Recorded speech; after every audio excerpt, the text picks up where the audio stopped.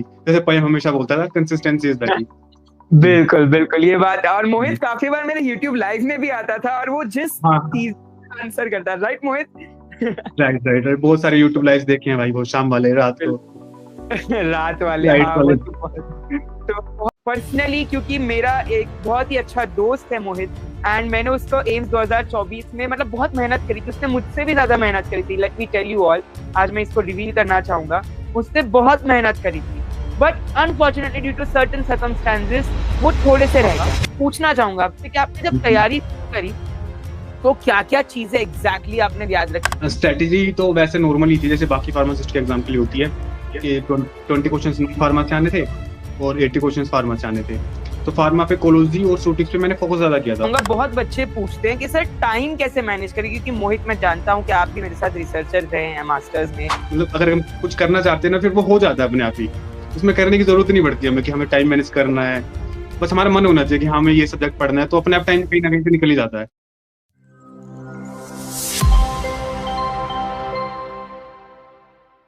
Hello everybody, जी हाँ, आज के इस टॉपर स्टॉक में हमारे साथ मौजूद है मोहित सैनी। जी हाँ, मोहित सैनी एक ऐसा लिविंग एपिटोम है, एक ऐसा एग्जाम्पल है कि मेहनत करने वाले की कभी हार नहीं होती। जी हाँ, तो मोहित ने all India rank 42 AIIMS CRE 2025 में लाकर जीत का परचम लहराया है। So Mohit Saini, congratulations my brother.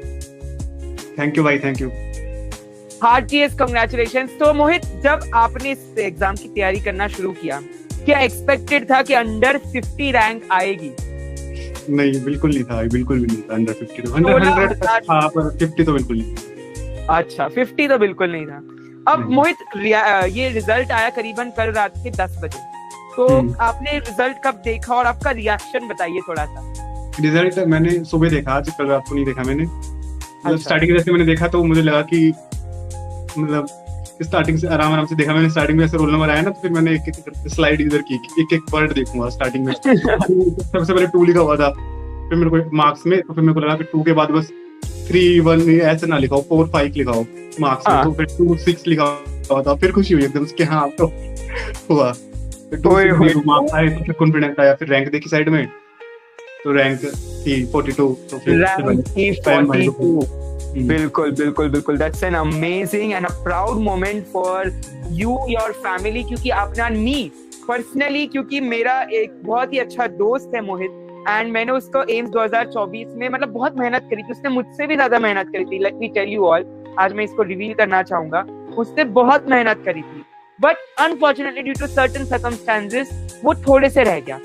तो मैंने उसको कहा था कि तू 2025 में फाड़ेगा और तू एम्स में एंट्री लेगा, तू एक सरकारी नौकरी अफसर में 7th पे कमीशन, अब तो 8th हो जाएगा जनवरी के बाद, एक जरूर लेगा सैलरी। तो मोहित ने वो हार नहीं मानी और लगा रहा। यस मोहित, थैंक यू भाई, थैंक यू भाई, बहुत खुशी हो रही है यार, तूने बोला भी था उस टाइम पे होगा तेरा सिलेक्शन। अब मोहित एक क्वेश्चन, अरे thank you so much sir. अब एक चीज मोहित मैं कहना चाहूंगा, पूछना चाहूंगा आपसे कि आपने जब तैयारी करी तो क्या क्या चीजें एग्जैक्टली आपने याद रखी? जैसे आपने इसके सब्जेक्ट पे ज्यादा वेटेज दिया, क्योंकि इस बार एग्जाम जो थी वो थोड़ी डिफरेंट थी, लोगों ने कहा एग्जाम जो है वो काफी अलग था। तो आपने किस कैसे स्ट्रेटेजी पढ़ाई की, थोड़ी बताइए आपके बारे में। स्ट्रेटेजी तो वैसे नॉर्मल ही थी, जैसे बाकी फार्मासिस्ट के एग्जाम के लिए होती है कि 20 क्वेश्चंस फार्मा से आने थे और 80 क्वेश्चंस फार्मा से आने थे। तो फार्मा पे कोलोजी और सूटिक्स पे मैंने फोकस ज्यादा किया था। मतलब 100% कोलोजी पे तो नहीं किया था, वो तो क्वेश्चन पेपर अनएक्सपेक्टेड था इस बार, लेकिन फिर भी कोलोजी पे थोड़ा ज्यादा किया था बाकियों से। और सूटिक्स पे किया था ऑर्गेनिक केमिस्ट्री, मेडिसिनल केमिस्ट्री पे बहुत कम किया था, क्योंकि यहाँ से थोड़े 1-2 क्वेश्चन ही आते हैं मुश्किल से। उसके अलावा नॉन फार्मा मैंने किया था, छोड़ा नहीं था मैंने नॉन फार्मा। मैंने मैथ्स की थी, रीजनिंग की थी, जनरल साइंस की थी, जीके की थी, छोड़ी नहीं थी मैंने उनमें से। करंट अफेयर्स भी मैंने किए थे लास्ट 5-6 महीने के। तो उसके बाद आपने 6 महीने करंट अफेयर्स तक नहीं छोड़े, मतलब अपने फार्मा नॉन फार्मा की भी पकड़ बनाए रखी आपने। रिस्क नहीं लेना ना, क्या पता कहां से आ जाए। एंड मोहित, एक चीज मैं पूछना चाहूंगा, बहुत बच्चे पूछते हैं कि सर टाइम कैसे मैनेज करें, क्योंकि मोहित मैं जानता हूं कि आप भी मेरे साथ रिसर्चर रहे हैं मास्टर्स में नेचुरल प्रोडक्ट्स, तो डेफिनेटली आपने वो दोनों चीजें मैनेज करी कैसे, आपकी रिसर्च प्लस आपकी पढ़ाई, क्योंकि हॉस्टल में रहे हैं आप मेरे साथ, तो हम जब जानते हॉस्टल का माहौल, शोर शराबा, तो किस तरीके से आपने अपने आप को स्ट्रांगली ब्लेंड किया, थोड़ा सा उस बारे में बताइए। टाइम तो मतलब टाइम मैनेजमेंट का तो ऐसा है कि मतलब अगर हम कुछ करना चाहते हैं ना, फिर वो हो जाता है अपने आप ही, उसमें करने की जरूरत नहीं पड़ती हमें कि हमें टाइम मैनेज करना है, बस हमारा मन होना चाहिए कि हमें ये सब्जेक्ट पढ़ना है, तो अपने आप टाइम कहीं ना कहीं से निकल ही जाता है। बिल्कुल, अंदर से वो एक अंतरात्मा आनी चाहिए कि भैया सब चीजें पॉसिबल है और सब कुछ मुमकिन हो ही जाता है। बिल्कुल, ये तो बात आपने बहुत सही कही मोहित। हाँ, टाइम तो अपने आप ही हो जाता है। बिल्कुल, टाइम तो अपने आप यूटिलाइज होते चलता है। अगर आप में एक वो जज्बा है, अगर वो है कि भाई मैं तोड़ूंगा, कुछ फाड़ूंगा। अब मोहित, मैं अगर आपको पूछूं कि एम्स में ये आपकी रैंक आ गई, मार्क्स आ गए तगड़े तगड़े, तो अब आपके दिमाग में कोई ऐसा है एम्स, ESIC जो आपको, क्योंकि you are eligible for ESIC right, ऐसा दिमाग में आप सोच के चल रहे हो, या आपने पहले से कुछ सोच के हो कि भटिंडा जाना है या दिल्ली जाना है या फिर राजस्थान, असम, कहाँ पे कुछ सोच के रखा है अपना भी?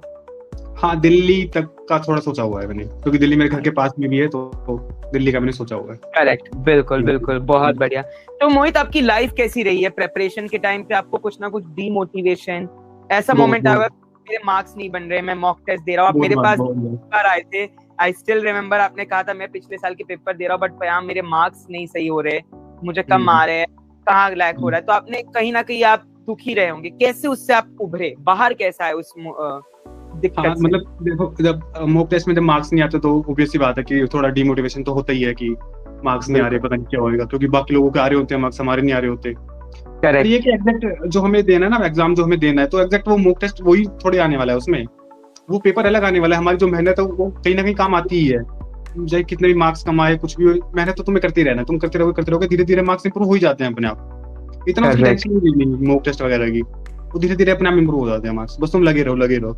मोहित के बारे में मैं एक और बात बताना चाहूंगा, वो ना अपने आप को रेगुलरली टेस्ट करते रहता था, मतलब वो ऐसा one of the brightest student था, वो मेरे पास आता भी था काफी बार कि पयाम तू मुझे कुछ क्वेश्चन पूछ, पयाम तू मुझे कोलॉजी के पूछ, और हम दोनों रैपिड फायर खेलते थे कि भाई ये पूछता था, और वो आंसर मुझे जिस तेजी से देता था ना, मैंने तभी उसे कहा था कि तेरा सिलेक्शन पक्का है, तू बस घबराना मत और तू अपने आप पे बिलीव रखना। वो आंसर मुझे ऐसे देता था, और जब वो एक या दो आंसर गलत दे देता था या उसे नहीं आता था ना, तो उसमें जो रिग्रेट था कि यार मैंने इतनी मेहनत करी है फिर भी मुझे नहीं आया, वो रिग्रेट हर एक इंसान में होना चाहिए अगर आप सीरियस है किसी एग्जाम को लेके। तो मोहित सैनी एक एपिटोम है, एक ऐसा एग्जाम्पल है कि कोशिश करने वाले की कभी हार नहीं होती, और अगर मेहनत करो तो हर एक चीज हासिल हो सकती है। तो मोहित, congratulations once again. I am proud of you as a friend, as a person to you, and entire family is proud of you. And I hope Naipar Mohali will also be proud of you in getting such a great rank.